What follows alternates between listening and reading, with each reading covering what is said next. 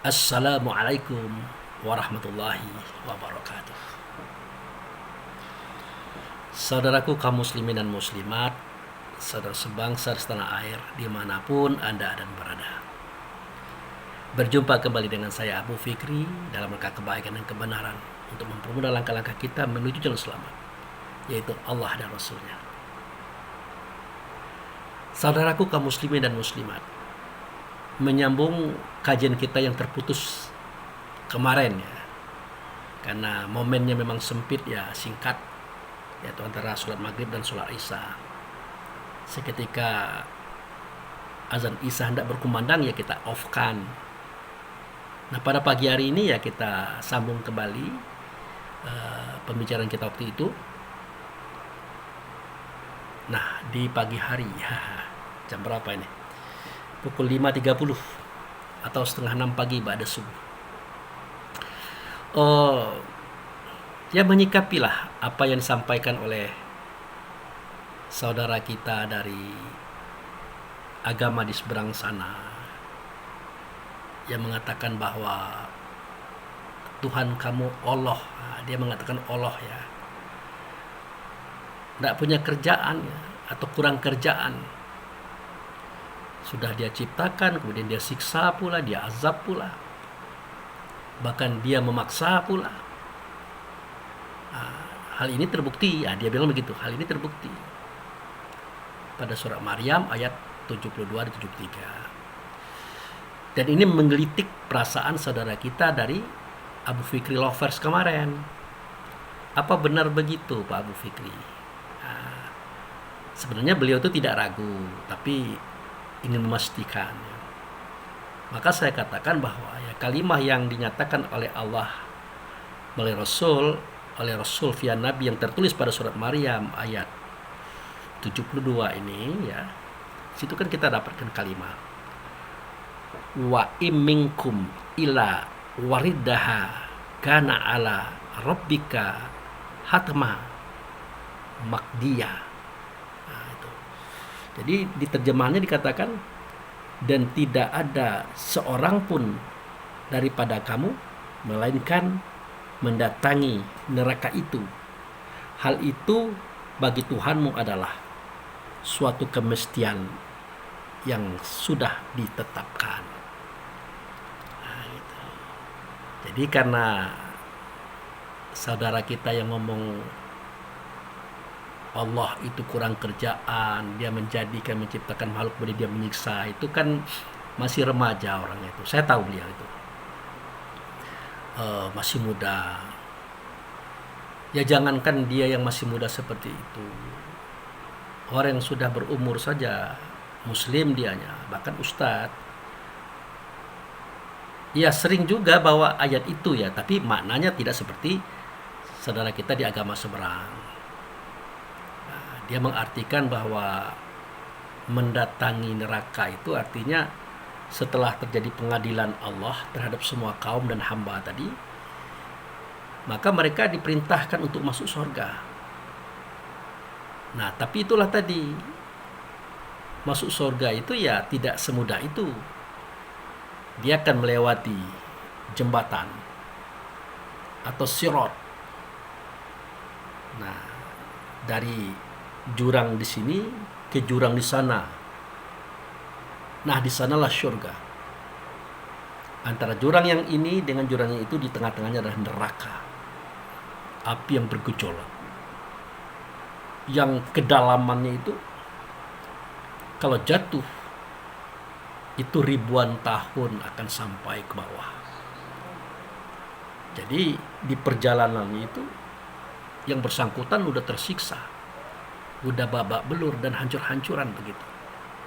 Nah ini keterangan yang disampaikan oleh para ulama kita yang sudah-sudah. Bahkan Abu Sa'id Al-Khudri ya mendapatkan berita bahwa jambatan itu ya halusnya sehalus rambut, tajamnya setajam pedang. Nah di atas jembatan itulah bergeraknya hamba-hamba yang sudah diadili. Di antara mereka ada yang berjalan secepat kilat sampai Di antara mereka ada yang berkendaraan. Nah, ini adalah mereka-mereka yang berkurban katanya itu. Korban sapi, korban onta, korban kerbau atau kambing. Nah, itu adalah kendaraan mereka. Ya, tapi kalau kendaraannya adalah onta, kerbau, sapi, kambing kan tidak enak, kurang menarik. Tetapi bahasanya adalah digantikan dalam bentuk kendaraan yang lebih bagus, lebih indah daripada hewan-hewan itu tadi. Nah, ada lagi yang dia menyeberang itu dia berlari. Ada lagi dia menyeberang itu dia berjalan. Ada lagi menyeberang itu dia tertatih-tatih. Ada lagi yang dia merangkak. Bahkan ada yang bergantung di jembatan yang sehalus itu. Sementara api di bawahnya menunggu. Dan cerita ini sudah disampaikan oleh para ulama kita dari dulu-dulunya. Sejak saya kecil ya saya sudah menemukan buku neraka ya ceritanya seperti itu. Nah, tapi karena Allah dan Rasul memberikan petunjuk kepada semua kita, khias yang diberikannya kepada kita, ya ternyata apa yang diceritakan oleh Nabi Muhammad yang ada pada hadis, yang diceritakan oleh para ulama kita tadi ya tidak perlu ada salahnya. Memang begitu ceritanya itu. Nah, tapi bagi kita yang sudah paham, semua itu adalah khias.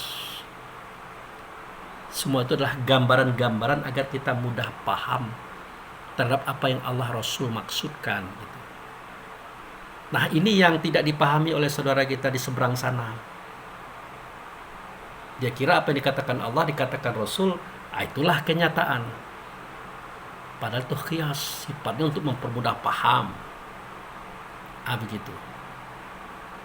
Makanya Al-Quran itu dia tersurat, namun ada yang tersirat. Nah, mencapai yang tersirat ini harus kita menyelam, tenggelam dan mengarungi kedalaman samudera ma'rifatnya Allah dan Rasul. Dan itu tidak bisa dengan catatan buku, cerita ke cerita, tapi dengan pengalaman. Nah, jangankan mereka yang seberang sana, yang di dalam saja belum tentu dia bisa. Nah, jadi baik kita masuk kepada cerita yang sebenarnya itu bagaimana Pak Abu Fikri. Nah, mudah-mudahan Allah Rasul memberkati, menunjukkan kita untuk menyampaikan ini. Ya. Jadi pengertian siratul mustaqim ataupun jalan yang lurus menuju Allah Rasul itu dihiaskan seperti tadi. Nah, sejatinya jurang yang kita lalui ya dimulai pada jurang yang ada di sini itu momentum di mana kita dilahirkan. Waktu di mana kita dilahirkan. Nah, kita sudah berada di jurang yang di sebagian sini itu.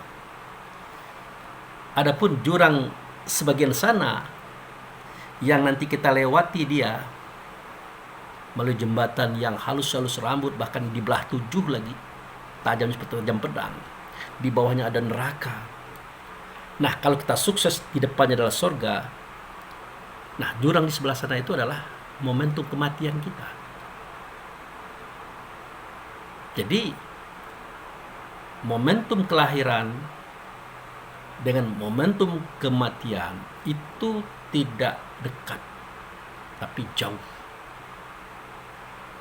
Kenapa saya katakan seperti itu? Nah, di antara kita ada yang melaluinya dalam usia yang panjang, mungkin 100 tahun lebih, 70 tahun, 50 tahun, 30 tahun, 20 tahun, 15 tahun, bahkan ada yang sebentar saja, 1 jam dia hidup, kemudian dia mati tubuhnya. Ada yang seperti itu. Nah, itu adalah khias. Nah, seketika kita berjalan dari lahir menuju kematian kita, waktu itu kita bersama tubuh, badan, jasad. Yang saya katakan tadi pada tausiah yang ada pada video yang lalu itu. Kita sudah tahu tubuh badan jasad itu adalah wujud daripada manusia yang bersifat dia dengan sifat yang 17 yang saya katakan itu. Pantang kelintasan, pantang kerendahan, pantang kurang, pantang kalah. Disatukan sifat ini muncul 10 sifat. Ajib, ria, takabur, iri, dengki, hasud, pinah, tamak, loba, dan sombong. 10 tambah 4 menjadi 14, muncul 3 sifat. Benci, dendam, dan menghancurkan. Kita berada di dalamnya itu. Artinya peluang kita berada dalam kekeliruan itu sangat besar. Berada dalam kesalahan itu sangat besar. Bahkan berada dalam kemurkaan Allah dan Rasul itu sangat besar. Makanya bagi mereka yang taat dan tunduk kepada sesuatu selain daripada Allah, pasti dia celaka, tersiksa, binasa, tapi tidak mati dan tidak pula hidup. Siapa yang mereka tunduki atau mereka patuhi selain Allah dan Rasul? Yaitu tadi 17 sifat tadi yang terdiri pada hawa nafsu dunia syaitan. Nah makanya seketika kita berjalan dari lahir menuju kepada kematian kita, kan banyak godaan, banyak cobaan, banyak rintangan. Nah, yang lebih banyak rintangan itu adalah membawa kita kepada kemaksiatan, membawa kita kepada dosa-dosa, kepada kebinasaan, kerusakan alam semesta. Karena itu yang lebih mudah terjadi dalam hidup kita. Ya dosa jauh-jauh. Pagi-pagi, setelah kita mandi, makan sarapan, pergi kita ke tempat kerja. Pasti bersuara, pasti berkata, pasti berdialog dengan teman-teman. Nah, di dalam dialog itu saja kadang-kadang ada kebohongan, ada upat puji gunjingan, ada fitnahan, ada cacian, macam-macam itu kita lakukan. Belum lagi pengkhianatan terhadap amanah yang ada. Baik amanah daripada Allah melalui pemerintah yang ada pada kita dalam bentuk kekuasaan, ataupun amanah dalam bentuk harta benda, atau mungkin kepercayaan. Betapa banyak kita melanggar itu. Dan seterusnya. Itulah. Dan itu sulit dihindarkan. Sulit diabaikan. Bahkan condong membawa kita larut di dalam kesalahan itu, kekeliruan itu, kebinasaan itu. Cobalah perhatikan. Seketika seorang sudah mulai menggunjing, mengupat, menggibah, mencaci maki orang itu, wah enak sekali. Nikmat sekali menceritakan aib orang itu. Itu. Perhatikan itu. Kemudian seketika seorang laki-laki sudah beristri, dia berselingkuh dengan istri orang lain. Itu susah dilepaskan itu. Sebaliknya, seorang perempuan istri orang lain berselingkuh dia kepada suami orang lain. Itu susah dilepaskan. Makanya kata orang-orang bijak, ahli psikologi, perselingkuhan itu adalah sebuah penyakit yang susah diobati, bahkan nyaris tidak bisa diobati. Apalagi yang rakus kekuasaan, dia merasa kekuasaan itu bisa menciptakan, membuat apa saja, melakukan apa saja, terutama memperkaya diri. Apakah saat itu mereka tidak bosan dengan dosa-dosa yang mereka buat? Baik yang mengupat gunjing tadi, yang berselingkuh tadi, yang menyalahgunakan kekuasaan tadi.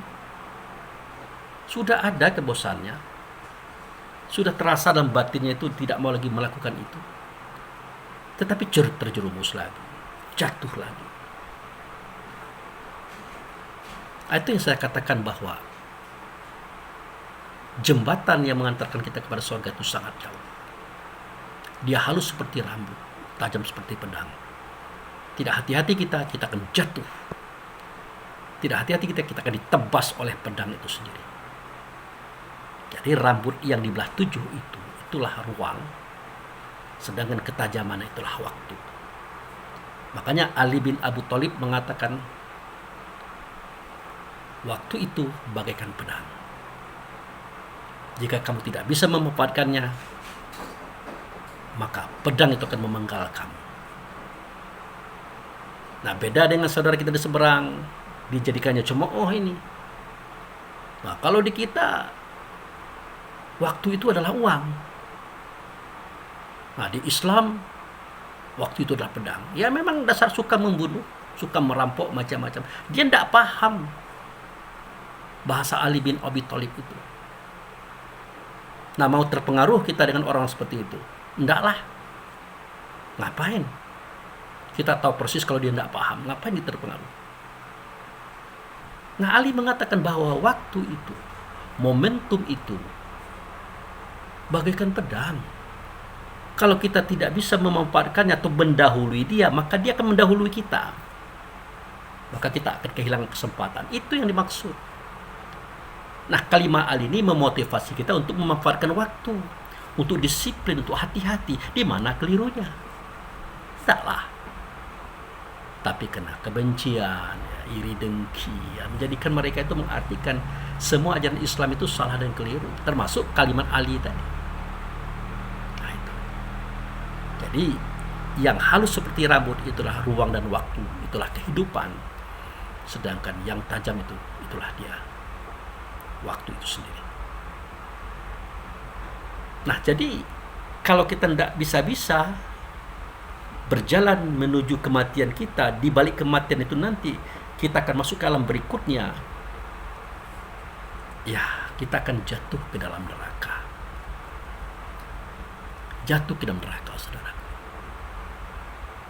Tetapi bagi orang yang beriman dan beramal soleh, ya, orang beriman itu artinya orang yang selalu merapatkan keberadaan dirinya dengan Rasul dengan Allah di dalam sholat. Nah, mereka itu akan dibimbing, akan ditunjukkan rasa batinnya kepada kebaikan dan kebenaran. Seketika dia mau melakukan kesalahan, ada rasa di hatinya itu mengatakan, oh jangan, tidak boleh. Jangan engkau gunjingkan, jangan engkau gibahkan, ya, jangan engkau menghasut, jangan engkau memfitnah, tidak boleh. Itu sebelum dia melakukan itu sudah ada terasa dalam dadanya itu. Oleh karena dia adalah menyembah Allah, menyembah Rasul, taat kepada Allah, taat kepada Rasul, maka suara tadi dia yakini itulah suara Allah dan Rasul. Dia yakini. Karena pada surah Al-Baqarah ayat 42 memang ada kalimatnya yang mengatakan begitu. Wa aminu bima anzaltu fikum musaddiqal lima ma'akum wala takunu awalan kafirun bi. Ada kalimatnya seperti itu. Berimanlah kamu, kata Allah dan Rasul, kepada dia yang kuturunkan ada dalam dirimu. Itu adalah ruh. Ruh itulah yang datang daripada Allah. Dia akan menyuarakan suara Allah dan Rasul, mengatakan kata Allah dan Rasul, memerintahkan perintah Allah dan Rasul, dan melarang larangan Allah dan Rasul. Terasa oleh manusia diri kita. Nah, karena dia beriman kepada Allah Rasul, maka si manusia tadi tidak melanjutkan tabiatnya untuk menggoda ruh. Ruh pun tidak melanjutkan keinginannya untuk menyampaikan etikat kemauan manusianya. Karena dia dekat dengan Allah dan Rasul. Tidak jadi dia menggunjing, mengupat. Ya jangankan itu, saudaraku. Seketika kita mau bersuara berkata kepada saudara kita, apakah dia tersinggung atau tidak dengan perkataan kita itu, sebelumnya itu sudah terasa kita, sehingga kita tidak jadi mengatakannya itu. Perhatikanlah saudaraku, seketika kita berdialog dengan teman, mungkin kita hendak mengatakan sesuatu kata, tiba-tiba dia potong, dia alihkan. Itu harus kita tangkap sebagai isyarat daripada Allah Rasul. Maknanya adalah kata tadi jangan dilanjutkan, jangan diteruskan, itu berbahaya, itu tidak baik. Maka kita tidak usah marah kalau orang motong omongan kita, kalau orang mengganti tema yang kita bicarakan, tidak usah marah. Karena itu adalah gerakan Allah dan Rasul kepada hatinya dia, supaya kita jangan menyampaikan, meneruskan kalimat yang tidak kita bicarakan. Hati-hati kita itu. Nah, itulah yang dimaksud oleh Allah dan Rasul, bahwa orang-orang yang bertakwa itu kami selamatkan daripada hal sedemikian. Kami bantu dia, kami arahkan dia. Nah, begitu juga kepada mereka yang suka berselingkuh. Awak suami orang berpacaran dengan istri orang. Awak istri orang berpacaran dengan suami orang. Sepintas memang itu kenikmatan, keindahan, kebahagiaan, tetapi itulah neraka. Dia akan menyeret kita kepada suatu kejadian di mana di akhir kisah kita akan menderita dan susah, bahkan menyesal seumur hidup. Kenapa? Ada bencana yang sedang menunggu kita. Perhatikanlah kalau orang-orang yang ketahuan seketika dia berselingkuh. Tidak jarang bertumpahan darah, pecah kepala, pecah perut, pecah badan, dikarungi macam-macam, disiksa sebelumnya. Sering terjadi seperti itu. Toh kalau tidak diketahui oleh orang lain, hanya mereka saja berdua yang tahu, dan Allah, apa yang terjadi? Wajah mereka itu kayak setan. Hilang kecantikannya, hilang ketampanannya, hilang aura keimanannya. Persis kayak hewan. Hewan masih cantik, masih indah, masih banyak orang berminat kepada hewan. Apakah itu anjing, babi, kucing, ayam, burung. Tetapi kalau manusia yang sudah terjerumus dalam dunia perselingkuhan, hati-hati. Sekali saja Anda berzina, hati-hati. Nur kamal Allah dan Rasul yang ada ianya di kita juga akan lenyap. Dan nur iman itu, keceriaan wajah, keindahan wajah, kapasitas keilmuan akan sirna, akan hilang. Makanya perhatikanlah itu orang-orang yang soleh. Ya, tiba-tiba dia beristri dua. Apakah itu bisa terjadi begitu saja? Nah, pasti bermula daripada pandang-pandangan, tegur sapa, chat-chatan, WA-WA-an, akhirnya berjanji dan bertemu. Apakah sebatas itu? Mungkin lebih. Ya, mungkin lebih. Karena mereka sudah sama-sama punya pengalaman. Pengalaman sebagai laki-laki yang sudah beristri, pengalaman perempuan yang sudah bersuami. Makanya mereka yang melakukan pernikahan yang seperti itu biasanya dimulai dengan perselingkuhan. Tidak usah jauh-jauh, bisa kita lihat profesi dia, ya, profesi dia, kualitas dia, prestasinya dia ambruk dan hancur. Tidak usah saya ceritakan, pasti kita tahu. Justru setelah dia beristri dua, semua itu hancur. Walaupun dia berstatus kiai. Yang lain halnya kalau dia itu terbuka terang-terangan ngomong pada istrinya, aku pengen menikah lagi dengan si Anu, gimana pandangan kamu? Nah, ya jelas sang istri kan berat melepaskan, tapi setelah dijelaskan, diuraikan, dia setuju. Nah, itu beda. Itu tidak ada perselingkuhan, baru dimulailah pendekatan dalam artian ya dengan pendekatan yang wajar melalui perantara dan sebagainya. Nah, itu beda itu. Karena tidak semua orang beristri 2, 3, 4 itu dimulai dengan perselingkuhan, tidak. Tetapi ada yang tidak seperti itu. Nah, kalau ingin tahu bagaimana ciri-cirinya, lihat profesinya, prestasinya. Anjlok apa tidak? Kalau anjlok itu tandanya. Karena Allah tidak ridho. Nah, itu. Tapi masih ada waktu bagi dia untuk meminta maaf, minta ampun kepada Allah. Bagaimana kalau dia sempat berzina, Pak Abu Fikri? Kalau dia sudah berzina, ya otomatis dirajam lah. Dirajam. Tidak ada hak kehidupan bagi dia, dia harus mati. Tapi seketika dia bertobat, minta ampun, minta maaf, bagaimana? Itu adalah urusan Allah dan Rasul, bukan urusan kita. Kita tidak mengerti kalau sebatas itu. Ya kita tahu begitu. Tapi kan Allah itu pemaaf. Iya betul. Pengampun, iya betul. Tetapi bagaimana dengan hal itu adalah urusan Allah dan Rasul. Kita tidak berani komen. Ya. Nah, begitu juga dengan orang-orang yang menyalahgunakan amanah dan untuk kekuasaan. Dia bisa mengatur ekonomi, keamanan, pendidikan, kesehatan, macam-macam. Dia bisa menangguh uang, meraih kekayaan dengan mudah dan gampang. dengan cara menyalahgunakan kekuasaan Allah yang diberikan kepadanya saat itu sebagai amanah.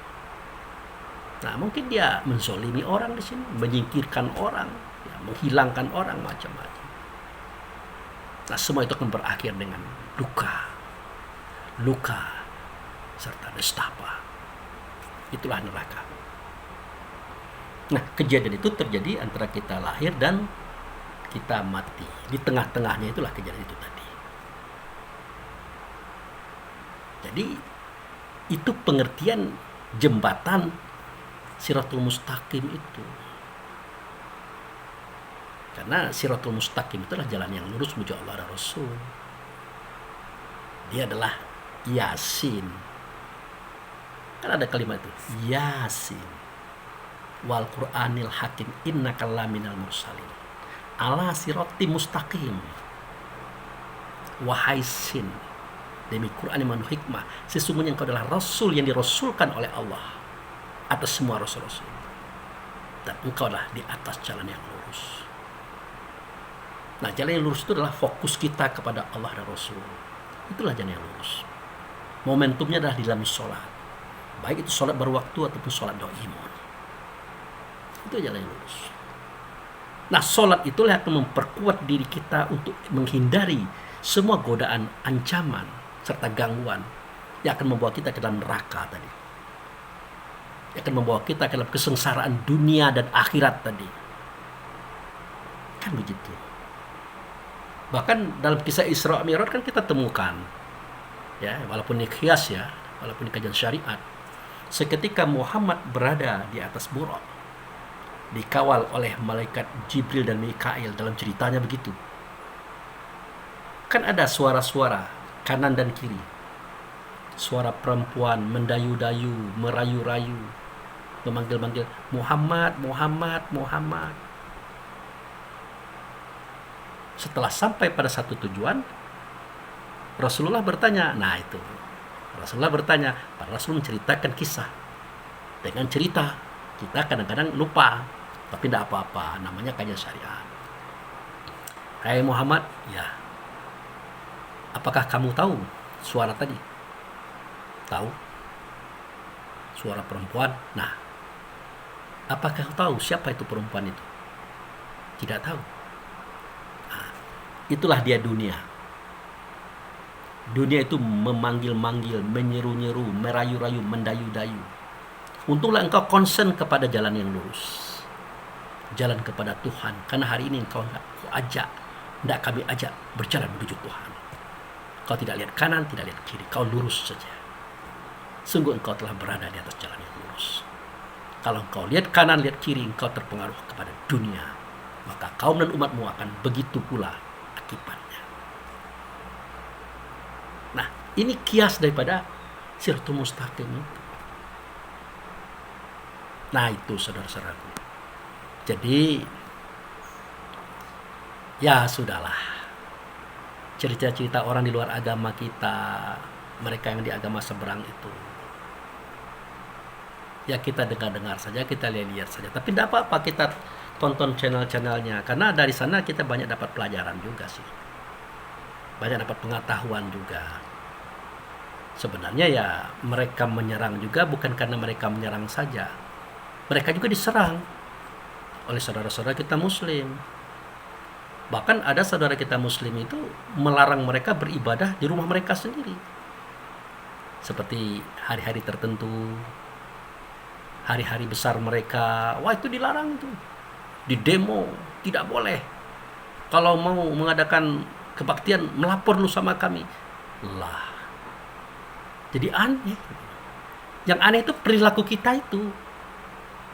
Ya biarkan sajalah dia itu beragama dengan agamanya dia, berkeyakinan dengan keyakinannya dia, dilaksanakan di rumahnya pada hari tertentu, pada hari-hari besarnya mereka, silakan saja. Toh itu bukan kehinaan juga, ya, kecuali kalau mereka zina massal misalnya, mabuk-mabuk massal, wah itu sudah bertentangan dengan norma masyarakat. Tapi kalau agama itu ada permakluman daripada kita, ya keyakinan mereka seperti itu, ya biarkan saja mereka berjalan keyakinannya. Kita katakan mereka itu keliru dan salah, mereka juga mengatakan kita itu keliru dan salah juga. Nah, kalau sudah bertemu kutub yang berbeda ini dipertemukan, maka tidak ada baiknya. Yang adalah pertengkaran, perdebatan, bahkan perkelahian. Ya. Jadi kalau di zaman Nabi Muhammad itu, saudara-saudaraku, ya, Nabi Muhammad itu kan pemimpin, ya, presiden, raja, khalifah, menguasai negara Madinah. Itu katakanlah begitu. Di situ ada Yahudi, Nasrani, Majusi, bahkan ada orang yang tidak beragama sama sekali. Dibiarkan oleh Nabi, mereka mau beribadah di rumahnya, mau di gereja, sinagog, dan kuil, silakan saja. Tidak ada persoalan. Karena Nabi mengajarkan kepada kita begitu. Nah, kenapa Nabi mengajarkan tidak ada persoalan? Nah, sebenarnya tidak ada persoalan, itu persoalan besar. Tapi Nabi paham, langkah awal seseorang menuju kebaikan dan kebenaran memang dimulai pada hal yang tidak sempurna. Dimulai daripada tidak tahu, belum mengerti, belum paham. Nah, silakan berjalan saja. Suatu ketika nanti dia akan diberikan pengertian oleh Allah dan Rasul kalau memang itu salah dan keliru. Nah, itu. Ya, tugas kita mendoakan. Nah, apakah boleh kita berdakwah kepada mereka, menceritakan bahwa agama yang benar itu ini loh, bukan itu? Tidak boleh. Itu sama dengan menyakiti mereka. Tapi kalau berdiskusi, silakan bermusyawarah. Ingat ya, bukan debat, bermusyawarah. Pak Abu, nah, bagaimana pandangan Anda tentang agama kami, tentang Tuhan kami, tentang kitab kami? Ya kan gampang saja jawabnya. Kalau persoalan itu Anda lebih tahu daripada saya. Saya tidak punya kompeten untuk menjelaskannya. Jadi bagaimana? Ya, terserah Anda. Kalau saya setuju saja untuk Anda menganut apa yang Anda yakini. Nah, kalau dia tanyakan bagaimana pandangan Pak Abu tentang agama Anda sendiri, ya karena itu agama saya, keyakinan saya, tentu menurut saya itu adalah benar. Tanpa harus saya salahkan yang lain. Nah, barulah kita bercerita. Kalau kita ingin berdialog atau bermusyawarah. Oh begini Pak Abu, menurut kami, ya itu. Allah itu, Roh Kudus itu, Yesus, satu kesatuan. Nah, jadi Allah itu gaib, Roh Kudus itu gaib, maka dia nyata dalam bentuk manusia. Jadi Allah itu, Roh Kudus itu, ya Yesus itu. Ya kalau dia jelaskan seperti itu, berarti dia mengerti dengan apa yang dia ketahui. Ya silahkan saja, tidak usah dibantah, tidak usah dibahas. Kita serahkan saja kepada dia. Selesai itu. Walaupun kita juga punya metode, punya sistem, punya cara, punya ajaran juga. Tapi tidak begitu. Ya tidak masalah itu, perbedaan tidak apa-apa. Nah, kalau di Pak Abu bagaimana tuh agamanya? Nah, dalam Islam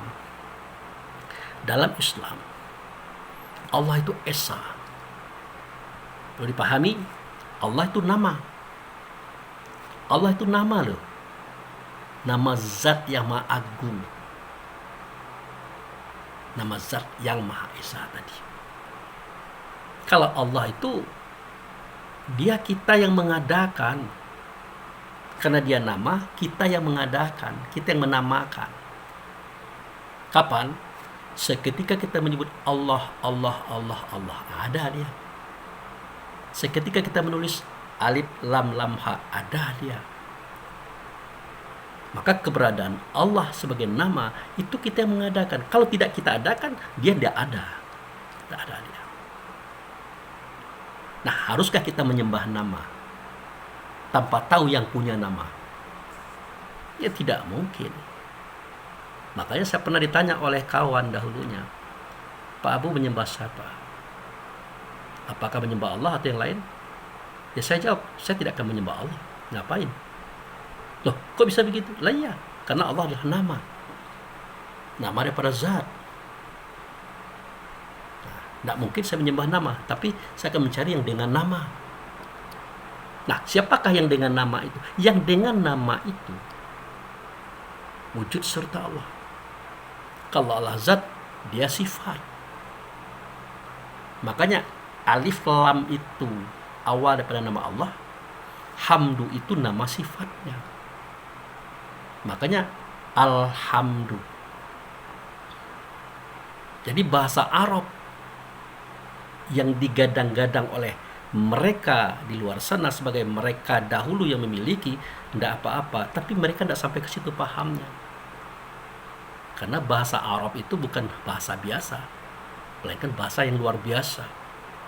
Bahasa yang bisa memecahkan teka-teki dunia dan akhirat, zahir dan batin, langit dan bumi, tentang ketuhanan. Buktinya hanya di dalam bahasa Arab lah kita temukan alif lam sebagai simbol daripada nama Allah. Hanya dalam bahasa Arab lah kita temukan hamdu sebagai simbol daripada nama sifat. Makanya dia bernama Alhamdu. Seketika dia gaib, dia ingin menyatakan dirinya. Kepada siapa? Kepada sifatnya. Makanya Alhamdu. Atau Ahmad. Nanti dia akan bertubuh, berbadan, berjasad. Dengan jasad fisik. Yang namanya manusia. Maka berubah nama dia menjadi Muhammad. Nah, itu akidah kita. Itu keyakinan kita. Jadi Allah tidak nyata, melainkan nyata pada sifatnya. Itulah Rasul yang dirasulkan, itulah wujud serta Allah. Dia tidak nyata, maka dinyatakan dalam bentuk tubuh badan jasad sebagaimana jasad kita. Perbedaannya, di dalam dada Muhammad bin Abdullah bin Aminah, orang Arab yang lahir hari Senin tanggal 12 Rabiul Awal 571, perbedaannya adalah di dalam dada beliau itu adalah Rasul yang dirasulkan, atau sifat Allah, wujud serta Allah. Jadi Allah tidak nyata melainkan nyata pada Rasul. Rasul tidak nyata melainkan nyata pada Muhammad bin Abdullah. Makanya kita tidak percaya apa yang diceritakan oleh orang-orang banyak itu. Muhammad begini begitu, tidak percaya, tidak mungkin. Ya, kenapa? Karena dalam dada kita bukan sifat Allah, bukan Rasul dirasulkan, bukan wujud serta Allah, tetapi turunannya. Tapi pola pikir kita, pola rasa kita, pola kesadaran kita sangat jauh daripada apa yang dikatakan mereka terhadap Muhammad Nabi ini. Tidak ada. Tidak ada. Jadi dalam dada Muhammad bin Abdullah itu adalah Rasul yang dirasulkan, wujud serta Allah, sifatnya Allah. Dalam dada kita bukan Rasul yang dirasulkan, bukan wujud serta Allah, ya, bukan sifat Allah, tetapi turunannya dia. Makanya Rasul yang dirasulkan tadi, sifat Allah tadi, wujud serta Allah yang dalam dada Nabi Muhammad, dia berkata, Ana abaul arwah wa Adam abaul bashar. Aku ini bapak semua roh. Ya. Mulai dari roh Adam, Idris, Nuh, Hud, Lut, Saleh, Ibrahim, Ismail, Ishak, Yakub, Yusuf, Ayub, Shu'aib, Musa, Harun, ya, Daud, Sulaiman sampai ke Isa. Itu ruhnya itu anaknya saya, turunan saya, termasuk ruh kita. Nah itu dia. Tapi kalau tubuh badan jasad itu adalah turunan Adam, karena Adam terbuat dari tanah, maka kita terbuat dari saripati tanah. Maka dikuncilah kalimat ini dengan wa walidi wa mawalad. Demi bapak, demi anak. Siapa bapak? Bapak adalah Rasul tadi. Siapa anak? Setiap roh yang ada dalam dada kita, yang ada dalam dada para nabi-nabi yang terdahulu dari Adam sampai Isa. Bahkan 124.313 aulia dan anbiya, rohnya mereka adalah turunan Muhammad. Itu keyakinan kita. Itu saja tidak mungkin melakukan kehinaan sebagaimana dikatakan mereka terhadap Nabi Muhammad.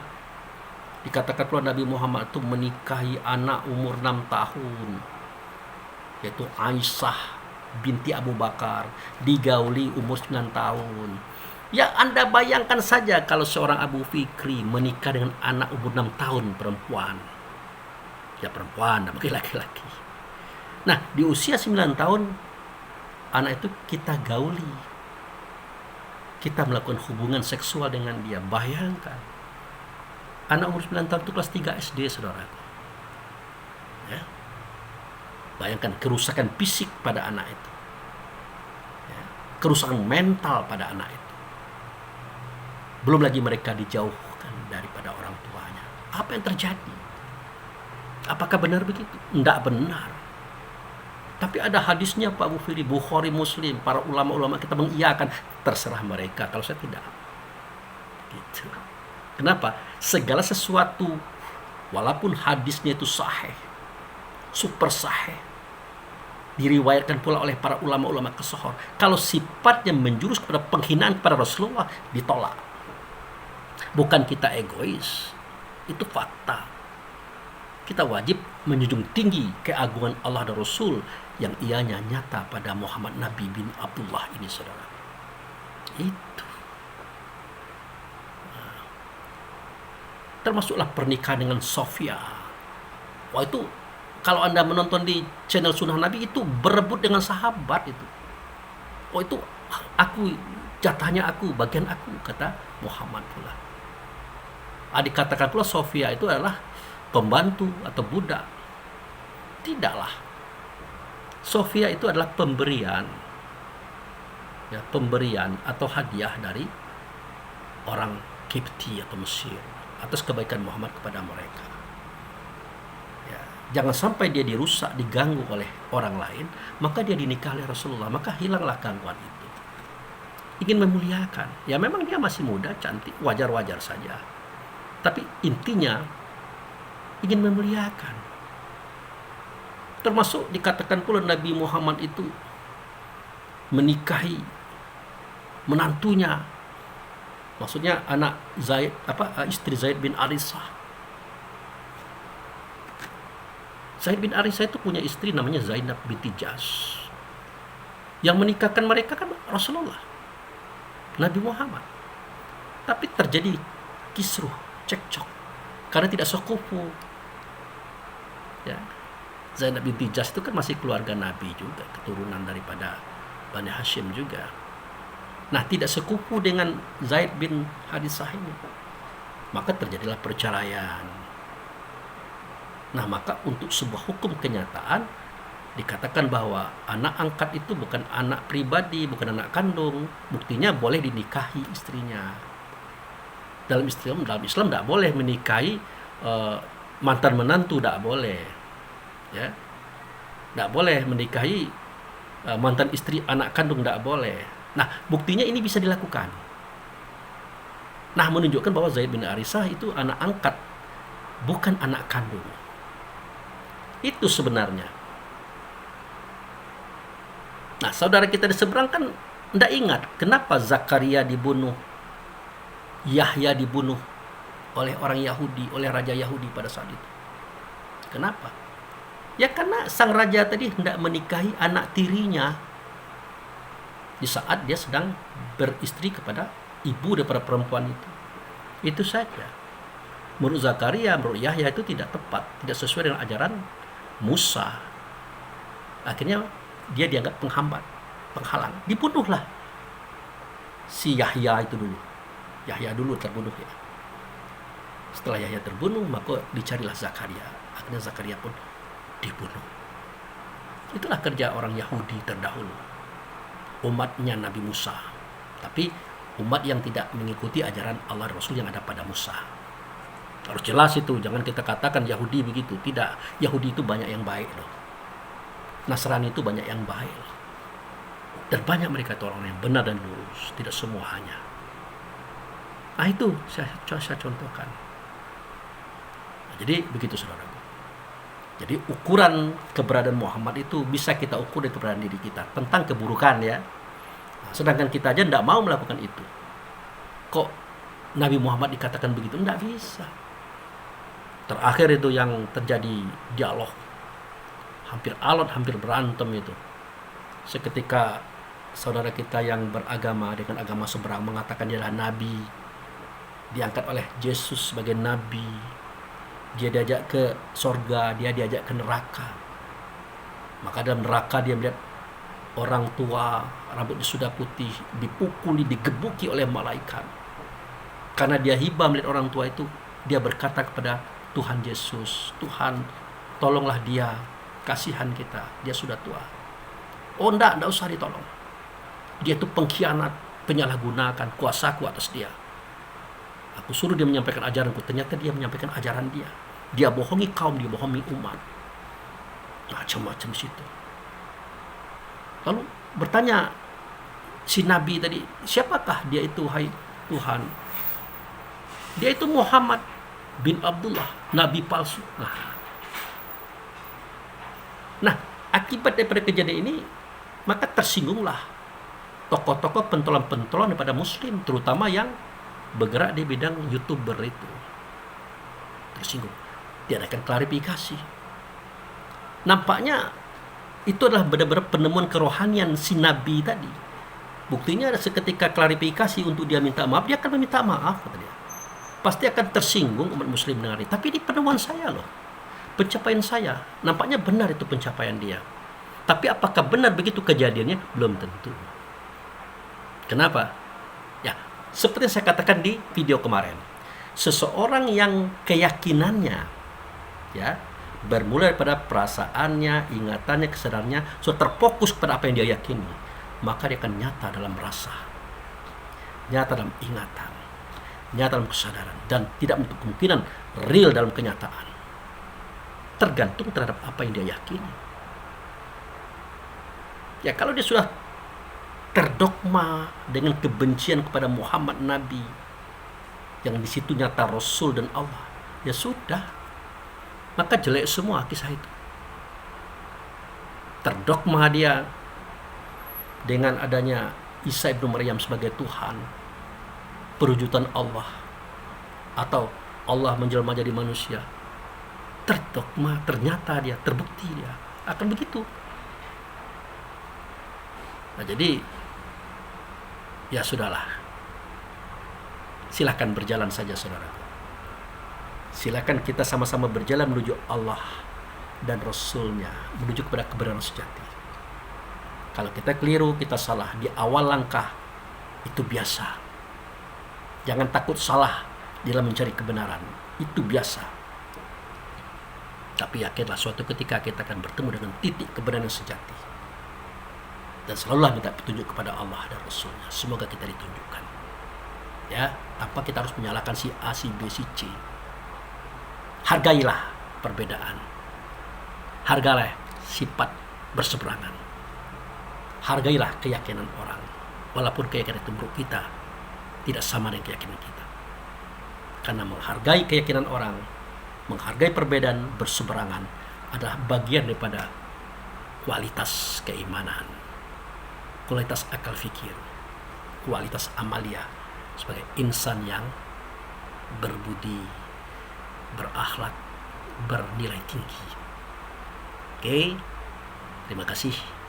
Wabillahi taufiq wal hidayah. Assalamualaikum warahmatullahi wabarakatuh.